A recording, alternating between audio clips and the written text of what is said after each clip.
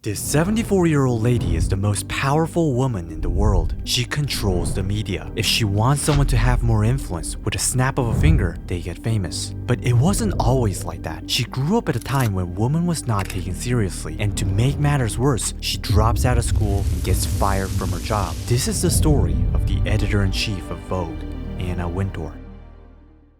Anna decides to drop out of school at the age of 16. She wasn't very good at school. However, Anna was a voracious reader, and she would self-educate herself on topics she was passionate about. Inspired by her father, Anna loved fashion and publishing. One day, she's going out at night with one of her friends. They're going to these very hip clubs, and you're probably thinking she's going to go and party, but no, they would actually not drink any alcohol. They would drink a Shirley Temple or a Coke, and they would leave an hour after coming to the clubs. So why were they going there? For Anna, visiting the clubs was more about studying the crowd for their fashion. Inspired by reading magazines, Anna had a very specific goal for herself, which is to one day become the editor-in-chief of Vogue. In 1970, Anna is 21, and she lands her first editorial job at the fashion title at Harper & Queens. Anna was thrown into a dream career, frankly with ignorance. She knew nothing, but Anna was a perfectionist. She learned how to choose clothes, to choosing talent, to learning how to collaborate, and did everything that was needed.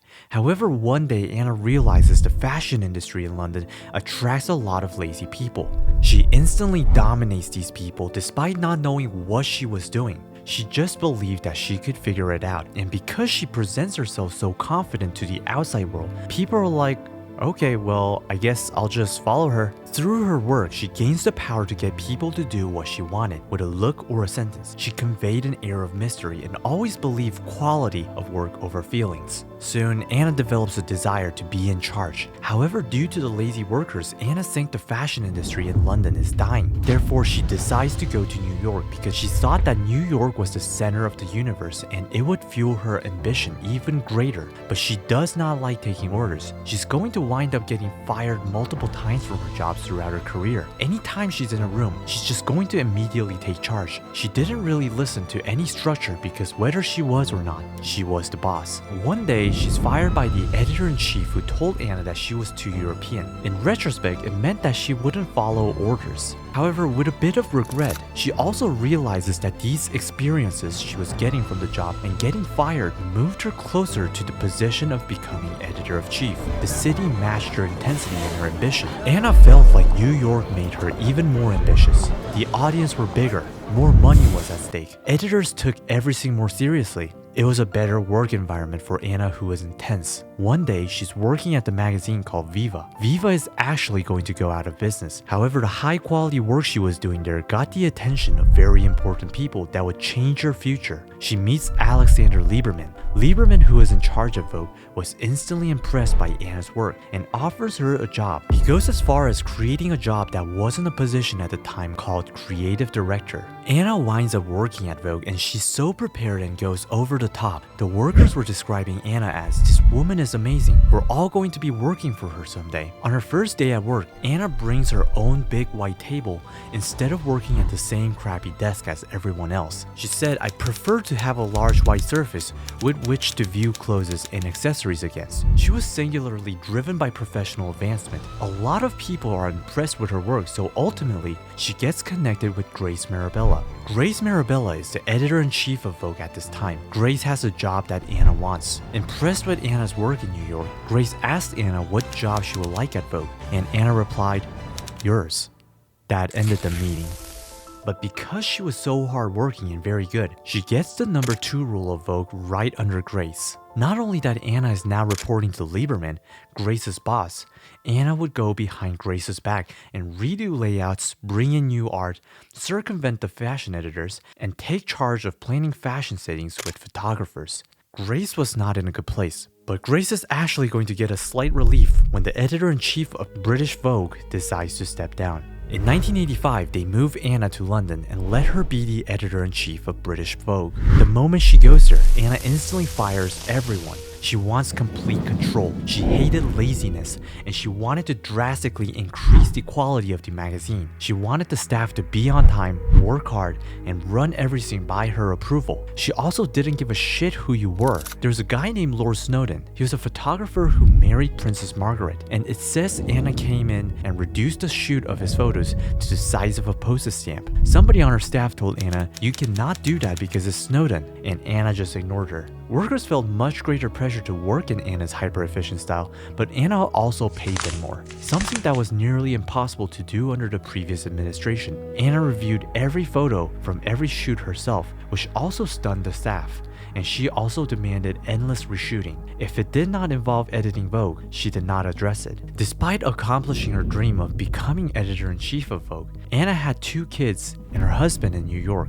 She wanted to get back to New York. So it's 1988. Anna's around 39 years old. She is back to New York. She's faced with Grace Mirabella again, the editor-in-chief of Vogue. To Grace's horror, there was a rumor going around the fact that Grace Mirabella has been fired from Vogue. So she goes upstairs and she finds Lieberman sitting there. And Lieberman says, "Grace, I'm afraid the rumors are true. I'm really sorry." And with that, Anna becomes the editor-in-chief of Vogue in New York City. Anna starts the day as usual. She rises by 5 a.m., exercise at 5:30, sit for 30 minutes of professional hair and makeup, and then chauffeur to her office where her 3 assistants are waiting for her. Her requests were delivered in emails with no subject line. Her schedule is meticulously planned. Anna, who learned this from Lieberman, kept meetings very short. So with Anna, you had 2 minutes to talk. The second minute was a courtesy. She wants you to be very decisive and clear. No fluff. This time constraint forced people to get to the essence of the issue. She has this power because the owner of these labels seek and follow her advice. She advises them not only on their clothes, but also how to run their businesses. In return, they are rewarded with coverage in the magazine, and more importantly, Anna's personal support and advice. The reason this was smart was because as the years went by, now you have all these well-known designers that credit Anna for essentially breaking them into the industry. Every year, half a dozen more people that become famous and powerful becomes more and more loyal to her. They go out, they have fantastic careers, they build relationships, and the cycle just keeps building upon itself. She saw the industry, the potential for the industry, and how she can expand the power and the influence. By combining all the newcomers and people that are already in the ecosystem and then intentionally putting them together in a way which they work together, Anna became stronger. She aligned everybody's interest, with her at the center. Eventually, she creates Met Gala. It was a way to expand Anna's powers even more. The reason it's an asset is because it's invite only, so the guest lists were 100% controlled by Anna. Even after you buy the table and you want to invite 5 guests, Anna had to approve all the guests that you bring. This was more of a fashion business conference. Anna wanted to mix everyone up so that business deals could happen. Anna wanted people to meet other people, and that's where a lot of business came from. She's not just building up a personal brand. She's not just building up Vogue. She's building up the entire industry. And so she adds yet another asset, starts out with Vogue, and now adding Met Gala.